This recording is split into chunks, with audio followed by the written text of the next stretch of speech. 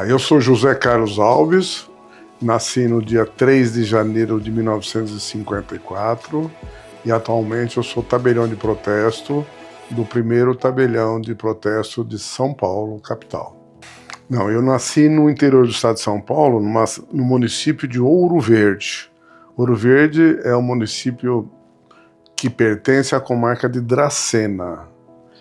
E minha família ficou em Ouro Verde até 1958, quando eu tinha 4 anos, e depois nos mudamos para Dracena, né?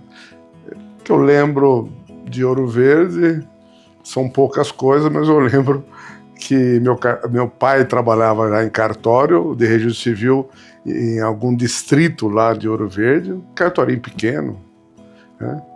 E eu lembro de minha mãe pedir para eu até o cartório pedir dinheiro para o meu pai para comprar algumas coisas. É o que eu lembro de Ouro Verde. Agora, de Dracena, eu lembro muita coisa, né? Lembro muita coisa. Ficamos em Dracena até 1964, né? Quando eu tinha 10 anos, nos mudamos para São Paulo. Aí vim com a família toda, eu tinha 10 anos, e meu pai foi trabalhar no cartório de registro civil do 21º subdistrito da Saúde, né? Mas só ele, eu ainda não. Eu fui depois, eu fui com 17 anos que fui trabalhar com ele, no registro civil da Saúde. Bom, eu, como eu disse, eu fui trabalhar em cartório com 17 anos com meu pai, né, porque meu pai trabalhava lá e eu trabalhava como office boy numa empresa chamada Refinadora Paulista, S.A., aqui na Vila Leopoldina, onde eu morava. Eu era office boy lá e eu trabalhei lá uns 3, 4 anos. Comecei lá com 14 anos, né?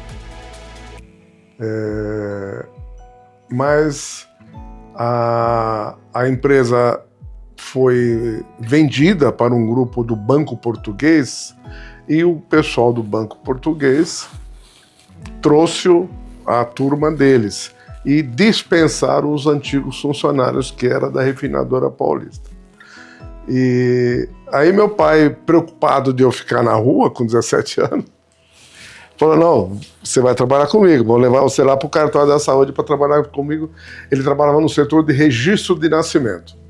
Você vai trabalhar lá comigo, vai fazer estatísticas, que naquela época fazia estatísticas à mão, né, nos formulários, para o IBGE e para a Secretaria do Planejamento do Estado de São Paulo, que depois virou Fundação SEAD.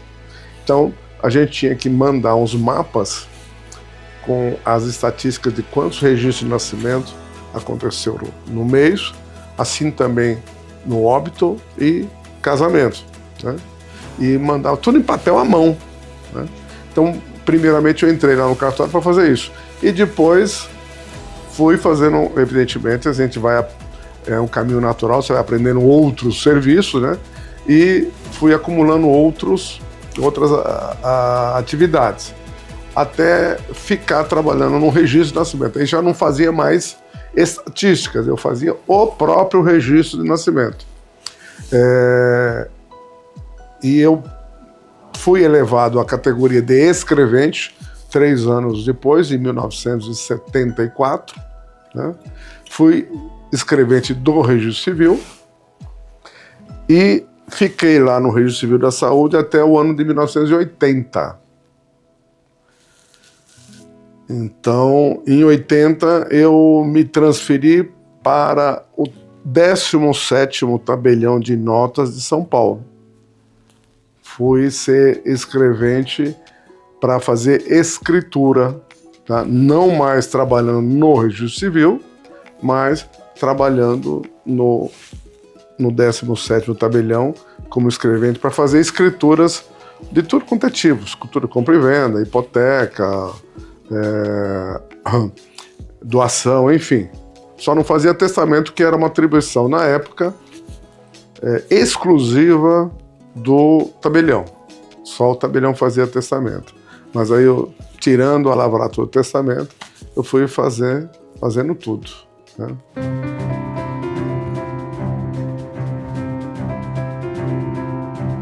Bom, aí, quando eu estava no 17º tabelião, que eu fui para lá em 1980, acompanhei, meio que de longe, a Constituição de 1988. E lá na Constituição de 1988, tem lá um artigo 236 que fala que a atividade de notas e de registro é uma atividade pública, mas será exercida em caráter particular. E mais, dizia que o ingresso na carreira de notário ou tabelião e oficial ou registrador dependia de concurso público.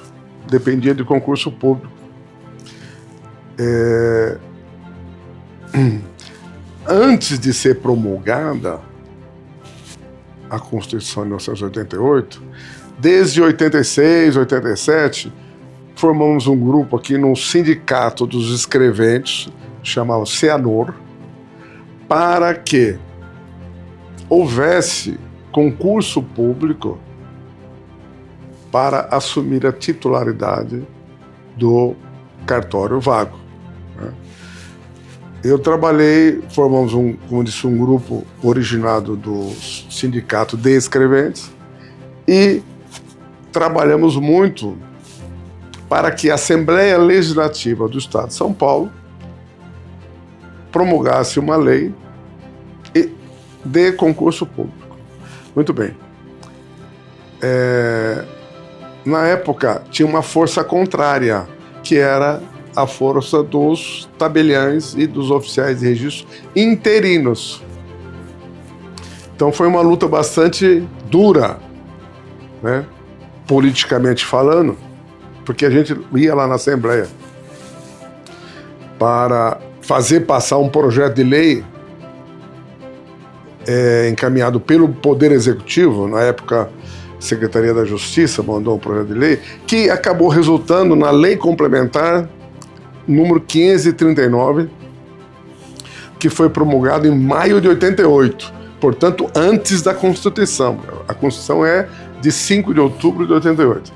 Nós conseguimos aprovar essa lei complementar que previa a realização de concurso público em maio de 88. Muito bem. Em outubro de 88, portanto, 5 meses após, foi promulgada a Constituição, constando o 236. Só que no Estado de São Paulo já existia esse diploma normativo prevendo a titularidade dos cartórios mediante concurso público. Muito bem. Só que o concurso público teria que ser realizado pelo Tribunal de Justiça. E o Tribunal de Justiça veio a realizar o concurso público só em 1989.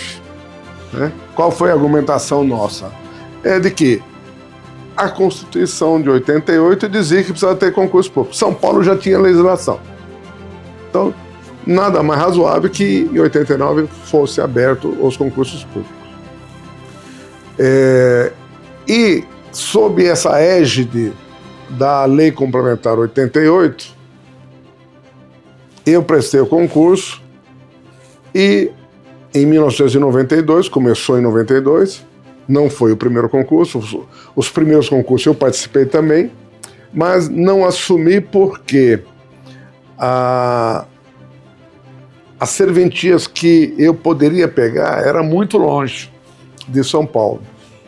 Eu tinha família aqui em São Paulo, eu não escolhia, desistia de escolher para não ter que ficar longe da família.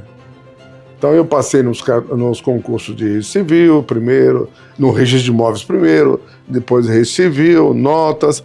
Eu desisti de 3 concursos.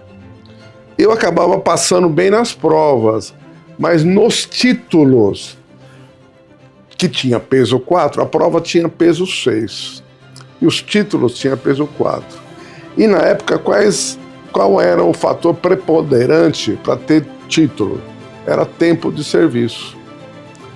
Tempo de serviço como auxiliar, como escrevente e como na época chamava oficial maior, que é o substituto hoje. Antigamente chamava-se oficial maior. E na lei tinha uma regra lá que o Tribunal de Justiça aplicou, que o oficial maior contava título do tempo dele como escrevente e do tempo dele como oficial maior. Em outras palavras, significava o quê? Significava que quem era oficial maior contava em dobro. E aí ninguém conseguia vencer um escrevente que não era oficial maior, não conseguia ultrapassar em títulos quem era oficial maior, porque ele contava 2 vezes, 2 períodos. Então, por conta disso, que tinha peso 4, eu acabava não escolhendo, porque embora minha nota da prova fosse boa, mas juntava com os títulos, caía. Aí eu ia escolher lá em 20º lugar, 25º e tal. Muito bem, até que, quando eu, se não me engano, o 4º concurso, não lembro bem se foi o 4º ou 5º concurso, eu passei muito bem, tirei 9,5 na prova escrita, aí os títulos caiu, mas mesmo assim eu consegui escolher em 4º lugar. Aí eu fui tabelião em Mogi-mirim, que é uma distância não tão longe da capital. Mogi-mirim fica aqui a 140 quilômetros, 150 de São Paulo. Então eu fui para Mogi-mirim em janeiro de 1993. E na época, Mogi-mirim lá era tabelião de notas puro. Hoje é notas de protesto. Mas na época era só tabelião de notas puro. Em 1993. Muito bem. Em janeiro de 93. Logo em seguida, ainda em janeiro, logo que eu assumi o tabelião de Mogi-mirim, eu fui convocado pela Corregedoria Geral da Justiça para auxiliar na intervenção do 8º tabelião de notas aqui de São Paulo. E, naquela época, não vigorava a Lei 8935, não tinha prazo a intervenção. Então eu vim para São Paulo acumulando a titularidade de Mogi-mirim com a intervenção do 8º tabelião de notas de São Paulo. E lá, no 8º tabelião de notas, eu fiquei até março de 94. A intervenção durou mais de um ano.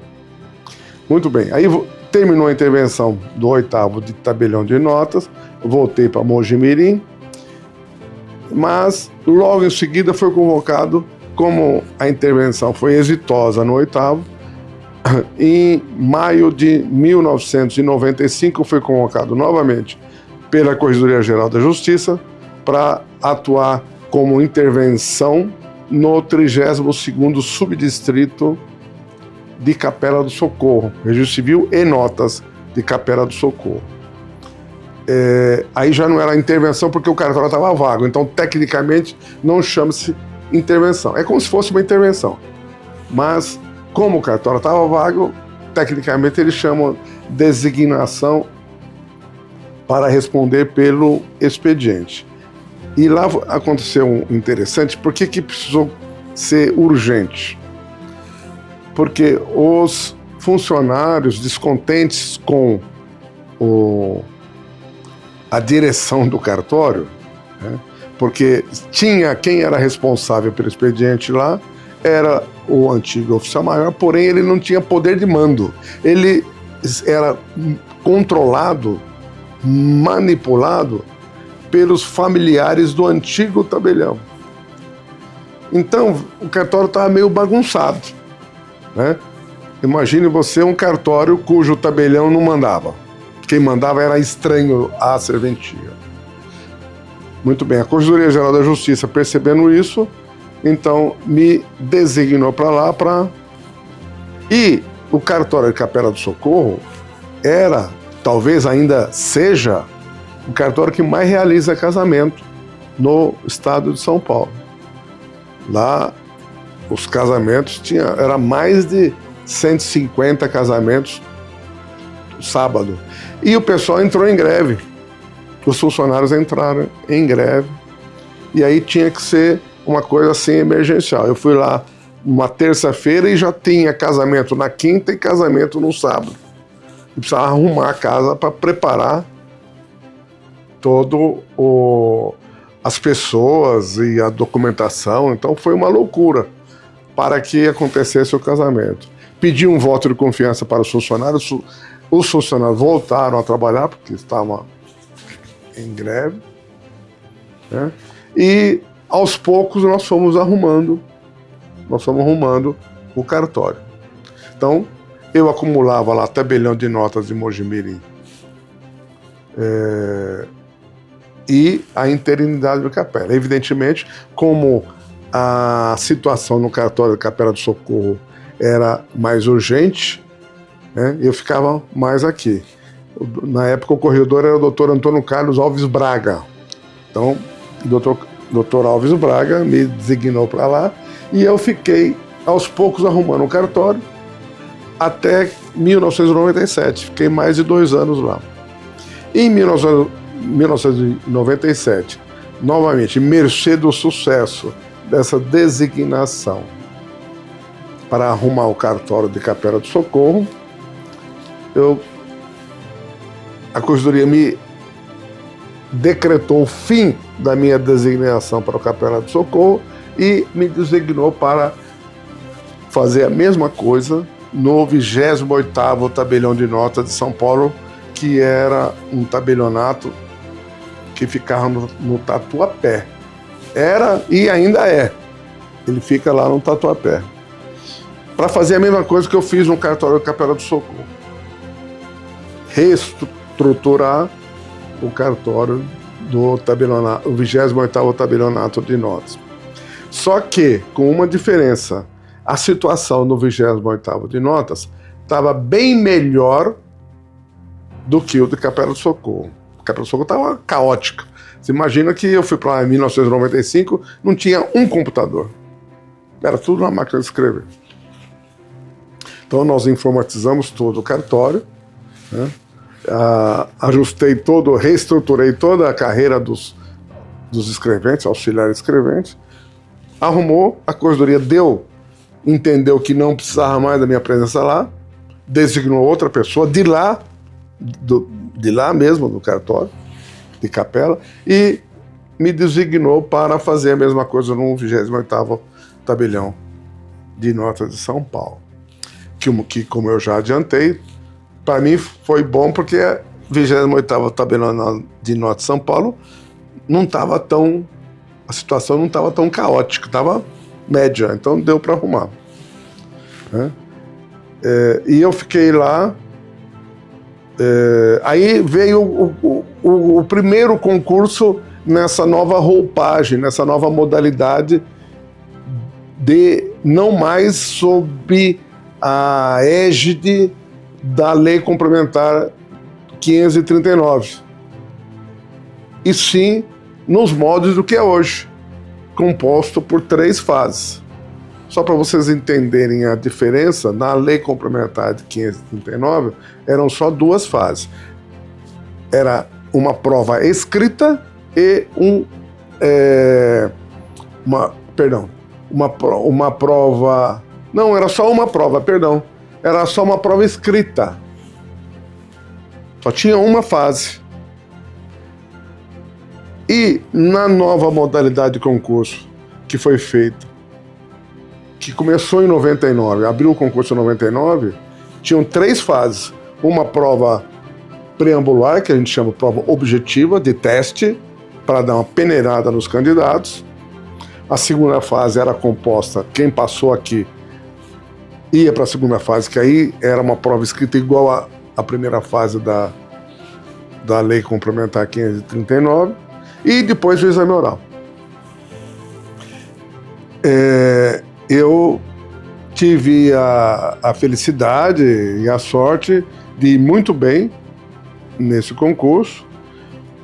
Eu fiz para 4 modalidades esse concurso: registro civil, registro de imóveis, tabelião de notas e tabelião de protesto. Eu passei ingresso e remoção. Na época chamava ingresso e remoção, hoje chama provimento e remoção. Provimento e remoção. Então, na prática, no protesto não tinha tabelionato na modalidade, no critério de remoção. Só tinha na modalidade de provimento. Então, eu aqui, registro civil, eu fiz provimento e remoção, tabelião de notas, fiz provimento e remoção, registro de imóveis, provimento e remoção, e tabelião de protesto, eu fiz só provimento. Eu tive a felicidade de passar bem em todos. No registro civil eu passei em primeiro lugar, no registro de imóveis, tanto como no ingresso, tanto no provimento quanto na remoção. No tabelião de notas eu passei em segundo lugar também, segundo lugar tanto no provimento como na remoção. Registro de imóveis eu passei também em segundo lugar no ingresso, segundo lugar na remoção. E no protesto, como só tinha no critério de provimento, eu passei em quarto lugar. Passei em quarto lugar, mas não significou muita coisa eu ter passado em quarto lugar, porque tinha 4 cartórios vagos na capital. E, ou seja, diferente do serviço de notas, no protesto o serviço é distribuído. Então, na capital temos 10 tabeliães e o volume de serviço dos 10 tabeliães é bastante semelhante, porque o serviço é distribuído. Então, pouco importava se eu passasse em primeiro, em segundo ou terceiro, em quarto, porque eu escolhi um cartório que tinha o mesmo volume de serviço dos demais. Né? Então, eu podia escolher qualquer dos cartórios que estavam vagos e optei pelo tabelionato de protesto, que é esse daqui, que é o primeiro tabelionato de protesto no qual eu estou até hoje.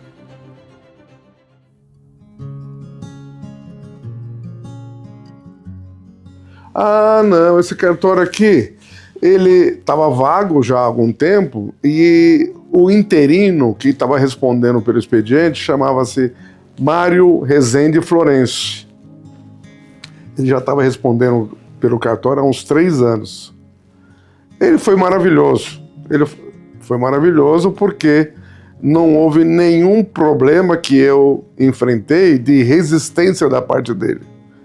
E foi uma exceção porque muitos colegas que passaram em concurso e assumiram os cartórios, foram recebidos com uma certa hostilidade pelo tabelião interino, né? Porque o interino estava lá e, evidentemente, ele não queria sair, né? Então, o interino criava dificuldade para o tabelião ou para o oficial de registro que iria assumir como titular. Mas não foi o meu caso. Aqui eu fui muito bem recebido pelo Mário, a gente chamava de Marinho, tinha 2 metros, era um altão, mas a gente chamava ele de Marinho. Era uma contradição pelo tamanho dele. E ele pegou e falou assim, doutor Zé Carlos, eu falei assim, Marinho, eu preciso discutir com você como indenizá-lo pelos móveis, né? Pelos móveis do cartório, que é onde os outros criavam muita dificuldade, né? Uma mesa velha, por exemplo, que custava R$1.000, o interino falava, não, essa mesa vai custar aí R$10.000, né? Computador inflava o valor e o titular acabava cedendo porque o serviço precisa ter continuidade. Tipo assim, olha, computador eu vou ter vou te vender por tanto. Ou alugar por tanto. E o titular que estava assumindo o cartório não tinha tempo para repor. Então o que ele fazia? Aceitava aqueles valores impostos, né? Bastante inflados, os valores inflados, para ter continuidade do serviço, né? Já pensou, se eu não acerto com o interino, ele fala, isso aqui é tudo meu, eu vou levar. Leva mesa, leva cadeira, leva computador, armário. Eu só fico com os livros do cartório, né? Mas, como eu disse, o Marinho falou não. Eu falei assim, olha, ô Marinho, vamos fazer aqui um levantamento do acervo físico do cartório, vamos avaliar, e aí a gente negocia como que eu vou te pagar. Você quer vender ou quer alugar, até eu ter condições de comprar outros imóveis. Ele falou, nada disso. Tudo que está aqui é seu. Você não precisa me pagar um centavo, né? Então, essa minha vinda aqui para assumir o primeiro tabelião de protesto, olha, eu creio que foi a transição mais pacífica de todos do primeiro concurso, né? Porque tanto foi que o próprio Marinho, que era o interino, diante dessa postura dele e da seriedade e honestidade com que ele conduziu o cartório na interinidade, eu recepcionei ele como meu preposto e como substituto, né? Como meu substituto do parágrafo 5º. E ele ficou como meu substituto do parágrafo 5º até junho de 2020. E só deixou de ser porque, infelizmente, ele faleceu no início da pandemia do Covid, né? Ele pegou Covid, e era uma coisa ainda desconhecida, ele pegou Covid em abril, foi internado, ficou mais que 90 dias e não resistiu, e agora em junho, morreu dia 23 de junho de 2020. Até me emociona quando eu lembro dele, porque ele era uma pessoa muito querida, uma pessoa de um caráter, de uma seriedade enorme, muito me ajudou, porque eu, como dirigente de classe, não tinha muitas atribuições. Eu sou presidente do Instituto de Protesto desde 2003. Eu estou fazendo esse ano, em outubro, vai fazer 21 anos que eu sou presidente do Instituto de Protesto. E você ser dirigente de classe reclama que você tem que estar aqui, tem que estar ali, aquela correria toda, tem que cuidar de muita coisa, além de cuidar do cartório. Então, o Marinho me ajudava muito nisso. E tanto é que, desde que ele morreu, eu estou sem substituto, né? Ainda nomeei ninguém, porque estou analisando ainda quem que eu poderia contratar para ser meu substituto. Não tenho tempo nem para ver isso, né? As atividades do Instituto de Protesto me tomam todo o tempo disponível que eu tenho, né? Além das atribuições que, de vez em quando, sou convocado para servir o Tribunal de Justiça, né? Eu já fui convidado, honrosamente aceitei, para participar da banca do concurso, do segundo concurso. Eu sou do primeiro, né? No segundo concurso, foi em 2003, fui convidado para ser banca do concurso, examinador, como representante dos tabeliães. Terminou o segundo concurso, abriu o terceiro concurso, em 2005, fui convocado novamente para ser examinador.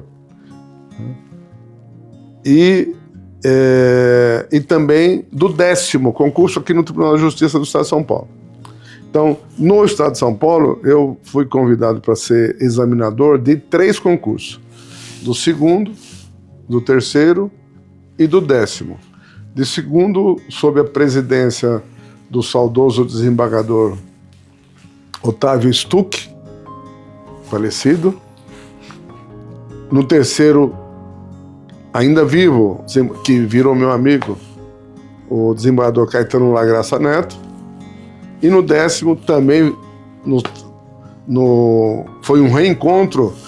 O presidente da banca era o desembargador Valdir Sebastião Nuevo Campos. Na verdade, foi um reencontro, porque o doutor Valdir Sebastião, ele foi juiz da 2ª vara, portanto, de registros públicos, portanto, corregedor dos tabeliões de notas e dos oficiais de registro civil, na época que eu estava no Capela do Socorro, né? Lá em 1995, 96. E ele me convidou para ser examinador no 10º concurso de outorga de delegação, que ele era o presidente. E mais recentemente também tive a subida honra de ser convidado pela Corregedoria Nacional de Justiça, pelo CNJ, Conselho Nacional de Justiça, para ter a mesma função como representante dos tabeliães no concurso de outorga de títulos de Alagoas. O CNJ chamou para si a responsabilidade de realizar o concurso de outorga de delegação do estado de Alagoas. É o primeiro concurso de lá, né? E foi formada a banca examinadora. O CNJ deferiu ao desembargador Marcelo Martins Berti a presidência, e o desembargador Marcelo Martins Berti montou a banca e convidou a mim para ser representante dos tabeliões. Então, hoje mesmo nós tivemos uma reunião da comissão de concurso de Alagoas, que já fizemos a primeira fase, fizemos a segunda fase e vamos agora, em setembro, começar a fase última, que é o exame oral.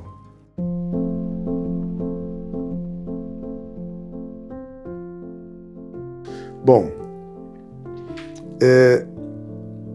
eu assumi a presidência do Instituto de Protesto de São Paulo em 2003, né? Onde, na época essa, que os serviços encaminhados, os apontamentos a protestos encaminhados pela rede bancária não eram centralizados. Era centralizado só em termos de cidade. Então, tinha um distribuidor de São Paulo, né? Então, eles mandavam para os 10 de São Paulo por um único canal. Mas tinha que mandar para os cerca de 270 comarcas do estado de São Paulo, tudo pulverizadamente. Aos poucos nós fomos centralizando lá no Instituto de Protesto. Então, criamos um serviço lá para centralizar para a rede bancária, que evidentemente para os bancos ficava muito mais fácil mandar protestos para um canal só, mas essa vinculação dos cerca de 420 tabeliães do estado a essa central era facultativa, né? E nós tivemos um desafio muito grande no começo de fazer com que o tabelião de protesto das comarcas se vinculasse a essa nossa central que foi criada por nós, né? Para que houvesse um serviço centralizado no estado inteiro. Como disse, a vinculação à central era facultativa. Então, ainda faltava muitos cartórios. Os grandes cartórios, os grandes tabeliões de protesto, aderiram a essa central. Mas não eram todos. Os pequenos cartórios ainda tinham alguma espécie de resistência. Muito bem. Até que assumiu a Corregedoria Geral da Justiça, no ano 2012, o desembargador José Renato Nalini. E o doutor Nalini baixou um provimento em 2013, tornando obrigatória a adesão a essa central, né? Aí deixou de ser facultativa e tornou-se obrigatória. E aí houve, evidentemente, uma adesão compulsória e conseguimos reunir todos os tabeliões de protesto nessa central, né? E de lá para cá, a prestação de serviço para os nossos clientes, que são os credores, a rede bancária, as empresas em geral que têm algum título ou documento de dívida que queira mandar para protesto, ficou muito mais fácil o relacionamento porque é centralizado. Então nós criamos lá toda uma estrutura no Instituto de Protesto para não só receber todos os títulos num único canal, numa única central, lá nós distribuímos para os 420 tabelionatos de protesto do Estado de São Paulo. De forma que os 420 cartórios, recebendo os títulos, eles protocolizam nos seus livros, intimam os devedores e, passado o prazo, eles retornam a informação para essa central. Como que eles retornam essa informação? Eles são obrigados a fornecer o resultado do que aconteceu com aquele título que foi enviado para protesto. Então são 5 ocorrências possíveis. Primeira delas, se o título foi pago. Segundo, se o título foi protestado. Terceiro, se o título, por algum motivo, o cartório analisou, ele qualificou o título e percebeu que o título não tinha condições de prosseguir por alguma irregularidade formal, então ele devolve o título, né? Pode ter ocorrido também, durante o trâmite do apontamento de protesto, o pedido de desistência por parte do credor. E por último, a última ocorrência é o devedor não se conformando com aquele apontamento de protesto, se socorre do Poder Judiciário e entra com ação para que o protesto seja sustado. Então, são 5 ocorrências: pago, protestado, devolvido por irregularidade, desistência do credor e sustação de protesto. O cartório é obrigado a informar essa central o que aconteceu dessas 5. Se porventura ele falar que foi pago, ele está com o dinheiro lá. O que ele tem que fazer? Nós fiscalizamos, o Instituto de Protesto, fiscaliza a entrega também desse dinheiro que está lá na mão do cartório para o credor, de forma que ele não fique com o dinheiro alheio. O dinheiro é do credor, o cartório não pode ficar com o dinheiro. Se o cartório tem 24 horas para repassar para o credor, e o Instituto de Protesto fiscaliza isso. Se ele não passar no prazo legal, nós cobramos. Liga, manda e-mail, manda WhatsApp, fala assim: ó, cartório, você está com o dinheiro aí, você tem que entregar para o seu credor, para o credor, né?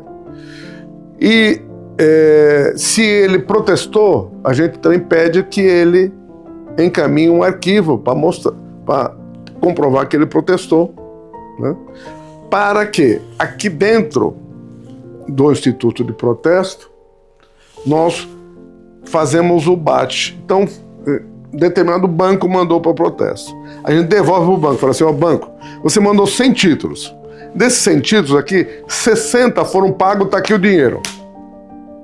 Está aqui o dinheiro. 38 foram protestados, está aqui o instrumento de protesto. Né?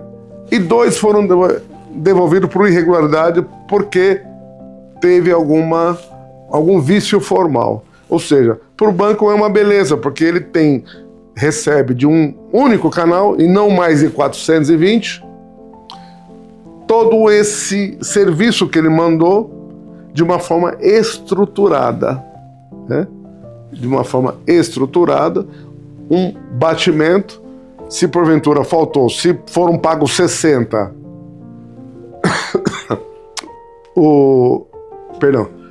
se mandou 100, foram pagos em determinado cartório, o cartório pega e manda o dinheiro de 59, o instituto reclama, fala, ó, tá faltando um. Aí ele manda esse um, a gente entrega pro banco, ó, tá tudo aqui, ó, centavo por centavo, né? Então, a atividade lá da nossa central no instituto é muito importante para elevar os bons serviços prestados pelos tabeliões de nota, né? Para que não haja falha de forma alguma. E o Instituto de Protesto tem essa missão de ficar, entre aspas, fiscalizando os tabelionatos de protesto se eles mandaram o arquivo retorno no tempo hábil para informar para os credores, né? Que a grande massa dos credores é a rede bancária. Muito bem. Aí você me pergunta também quais são os desafios que eu encontro lá no Instituto. O peso da responsabilidade é imenso, né? Porque nós temos que cuidar de todo o procedimento do protesto dos 420 cartórios. E não são todos os cartórios que têm um desempenho de acordo. Então sempre tem dúvidas sobre como proceder em relação a determinado título, né? Porque atualmente os documentos que são enviados para protesto não são mais só duplicata, só cheque, só nota promissória. São documentos enviados para protesto, são documentos complexos, contratos, documentos de dívida bastante complexos. Então, o tabelião, ele de protesto, ele atua sob o influxo do princípio da celeridade. Pode ver na lei que nos rege, a Lei 9492, que os prazos são bastante exíguos. Uma vez apresentado um título para protesto, o tabelião tem que protocolizar ele no seu cartório em 24 horas.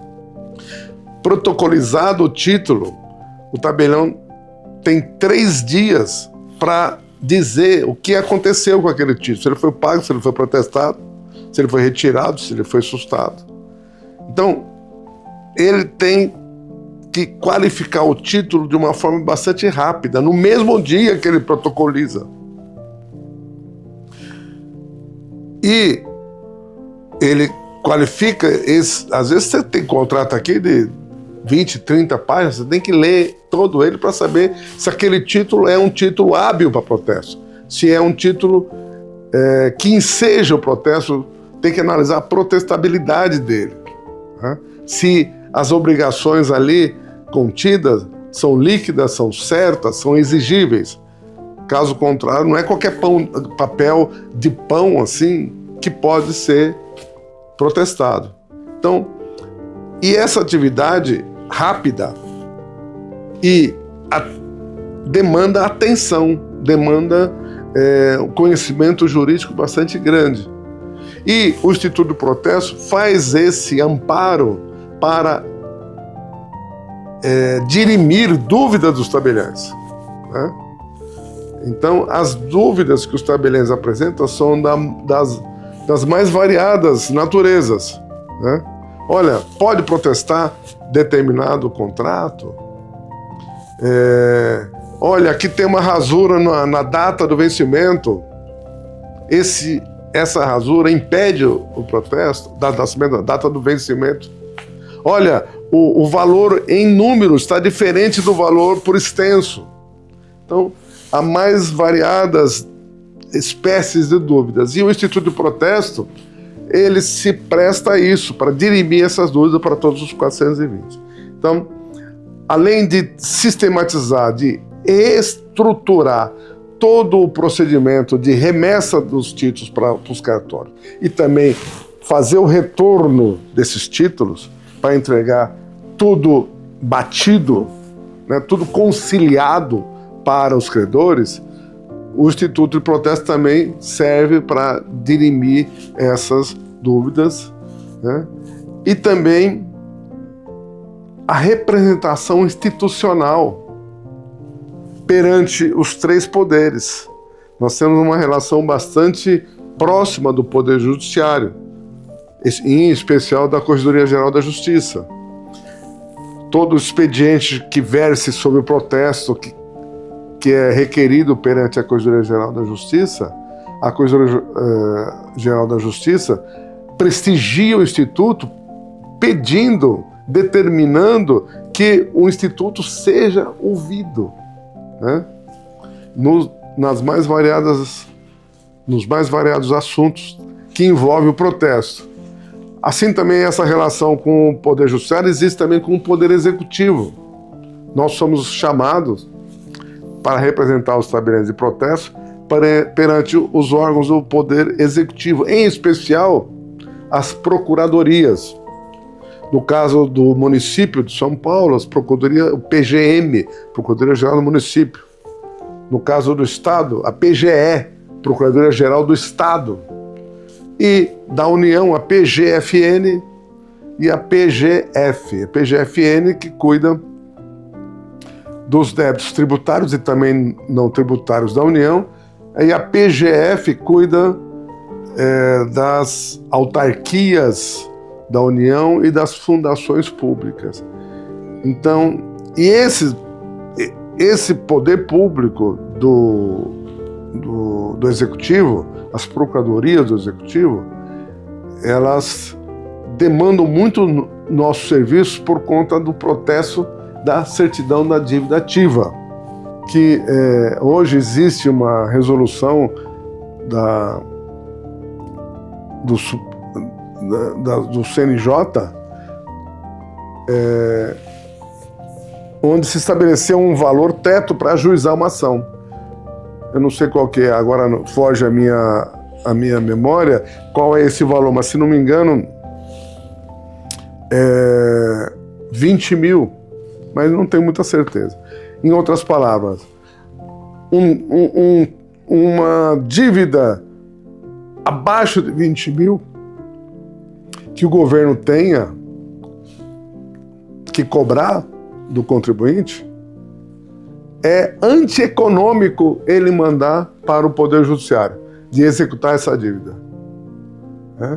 É antieconômico porque se ele vai arrecadar, o que ele vai arrecadar não cobre os custos com luz, energia, pagamento dos procuradores, salário do procurador. Então, essa resolução do CNJ isentou o poder público de ajuizar a ação de execução contra devedores que devem abaixo de 20 mil. Mas isso não significa que o poder público não vai cobrar essas dívidas. Como é que ele faz para cobrar? Por meio do protesto. Então, hoje, tanto o município, como o Estado, como a União, encaminha para o protesto esses títulos. E como representante do Instituto de Protesto, a gente tem que estar sempre representando institucionalmente a categoria. A mesma forma perante a União, né? Também perante o Legislativo. De vez em quando aparecem projetos de lei de interesse dos tabeliões de protesto que nós somos chamados a intervir, conversar com o deputado, conversar com o senador, explicar por que é melhor determinada norma sair de um jeito do que sair de outro jeito, né? Então, porque o deputado, ele não tem, embora ele tenha a assessoria dele, ele não conhece a fundo a atividade dos tabeliões de protesto. Então, cabe a nós, representantes institucionais da atividade, explicar para o parlamentar. Isso tanto na Câmara de Vereadores, como na Assembleia Legislativa do Estado, como na Câmara e no Senado Federal. E isso é um desafio muito grande, porque você tem que ter, além de você ter a legitimidade, porque você é presidente, você tem que também ter você se mostrar e ser considerado um interlocutor confiável perante a autoridade que está do outro lado, né? Imagina se for um tabelião que não é muito sério, vai conversar com uma autoridade. Essa autoridade, ela percebe se esse tabelião é sério ou não. Então, se ele não é sério, ele não vai dar nenhum valor para essa interlocução, né? Então, essa autoridade, seja do legislativo, do judiciário ou do executivo, acaba confiando em nós como representantes da categoria. Porque se não houver a confiança, não tem diálogo, não tem negociação. Então, esses são os maiores desafios. Cuidar dos bons serviços do protesto, dos 420 tabelionatos de protesto do Estado de São Paulo, e também representar essa categoria perante o poder público, seja ele do judiciário, do executivo e do legislativo. E como eu disse, o judiciário prestigia muito a categoria, os líderes da classe, os presidentes das associações, na medida que sempre está ouvindo, né, sobre determinado assunto, para que a corregedoria possa decidir de uma forma ou de outra. Não quero dizer com isso que a Corregedoria Geral vai decidir de acordo com a opinião do Instituto de Protesto. Não. Ela pede a opinião, o Instituto de Protesto dá a sua opinião, o seu parecer sobre aquele assunto que foi suscitado e a Corregedoria decide, né? Se concordar com o parecer do Instituto de Protesto, chancela aquela opinião. E se não concordar, ela decide de outro jeito, né? Que, evidentemente, cabe a nós acatar de qualquer forma.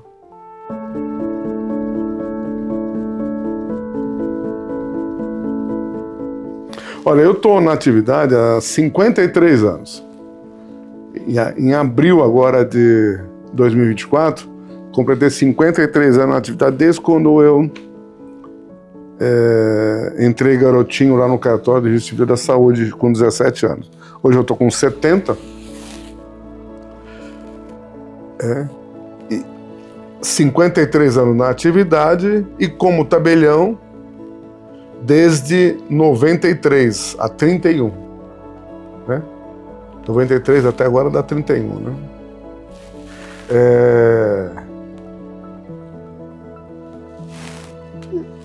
Olha, eu gostaria de ser lembrado como um tabelião, né, sério, honesto e que, à frente das entidades de classe, eu fui diretor também, quando era tabelião de notas em Mojimirim, eu fui diretor do Colégio Notarial também. Eu fui segundo secretário. Gostaria de ser lembrado como um tabelião sério, honesto, eficiente, que nunca, nesses 53 anos, teve qualquer tipo de punição, nem sequer uma advertência. A minha folha corrida é muito boa, pelo contrário, tem vários elogios. Queria ser lembrado como uma pessoa que fez muito pela classe, né? Que emprestou toda a sua energia e disposição para o engrandecimento da classe. Não só dos tabeliões de protesto, mas da classe em geral, né? Que colaborou com o prestígio e o engrandecimento da classe. Gostaria de ser lembrado como essa pessoa, e não uma pessoa que prejudicou a classe na sua atividade. Para mim isso já é suficiente. Ah, sim, vale a pena. É muito desgastante, né? Muito desgastante. Por exemplo, eu tenho uma neta, a minha neta mais velha tem 17 anos Depois eu tenho uma outra neta que tem 14, um outro neto de 14, de outro filho, e uma neta que tem 8. E agora, mais recentemente, uma outra neta de 4 meses. Eu não vi meus netos crescerem. Isso, para mim, é uma frustração. E, veja, eu tenho uma neta de 17 anos, eu não vi ela, não convivi muito na infância dela, na puberdade, na adolescência. Agora ela está saindo da adolescência. Então, ela praticamente é uma mulher adulta. E eu não vivi com ela. Por quê? É muita correria. É muita correria. Ver reunião aqui, reunião acolá. Amanhã eu tenho que estar em Brasília, né? Tinha 2 reuniões amanhã, tive que cancelar para ir. Essas 2 reuniões certamente vão ser transferidas para outros. Então, essa correria toda faz com que você acabe se entregando muito à atividade. Você dá toda a sua energia, todo o seu tempo e acaba esquecendo, não digo, mas deixando em segundo plano as relações familiares. Então, eu chego aqui no cartório 10 horas e saio 21, saio às 22 horas, né?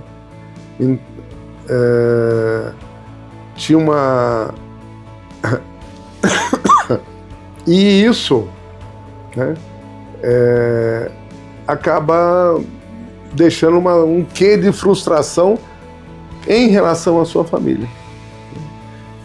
Mas eu já decidi, meu mandato como presidente do Instituto de Protesto, nesse último mandato, termina em outubro de 25. Eu já avisei meus pares que eu não serei mais presidente do Instituto de Protesto, vou entregar o bastão. E aí, tentar aí conviver com esses meus netos, essa menina de 4 meses e ainda a outra menina de 8 anos, com uma presença mais próxima do que foi com os meus netos, que hoje já são 17, 14 anos. Então, vale a pena?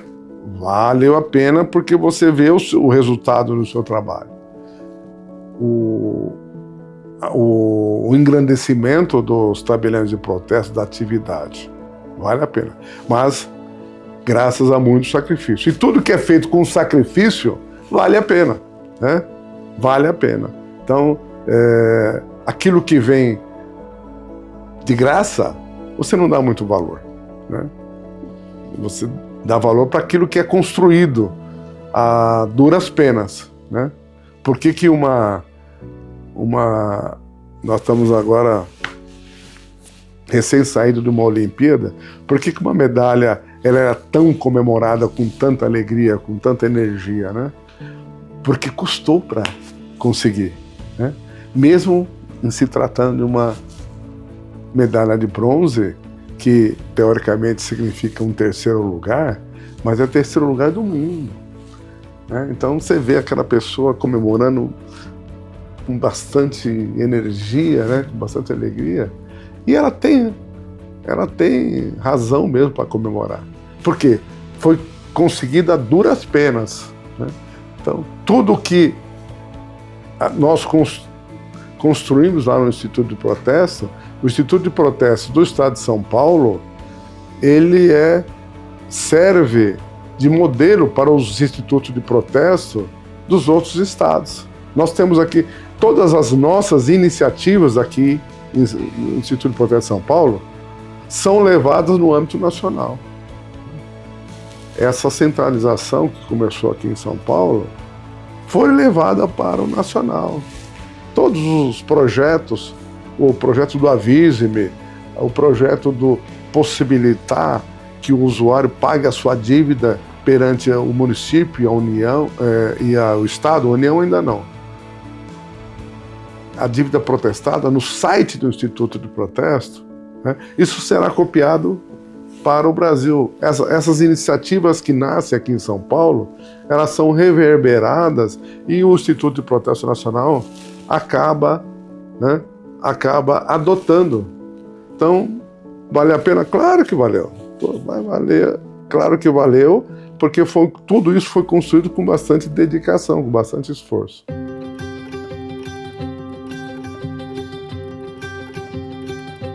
Todas as iniciativas começam aqui no estado de São Paulo. E graças a esse prestígio que o Instituto de Protesto de São Paulo tem, que nós somos convidados para colaborar com os poderes públicos, né? Tanto seja para formar banca de concurso, como para opinar sobre determinados assuntos junto à Corregedoria Geral, né? Isso por quê? Porque esse Poder Judiciário reconhece o nosso trabalho, né? Sabe que o nosso trabalho é sério e gera resultado, né? E gera resultado sempre em prol da atividade, mas não somente em prol da atividade, em prol também dos interesses da sociedade, né? O Instituto de Protesto movimenta, recupera, né? Eu fiz um cálculo, o último cálculo que eu fiz, por ano, 20 bilhões, que, se não fosse o protesto, estaria fora da economia, né? Então, 20 bilhões é uma quantidade de dinheiro muito grande que é jogada na economia, na roda, gira, coloca na roda da economia, né? Um credor que não recebe aquele valor, ele não pode, uma empresa não vai investir numa melhoria do seu negócio. Então, o trabalhador de protesto colabora para que ele tenha retorno financeiro para investir no negócio dele, e ele investindo no negócio dele, ele contrata mais gente, ele combate o desemprego. Então, a atividade do protesto dos trabalhadores de protesto, engrandece não só a atividade, mas engrandece também os interesses da sociedade em geral.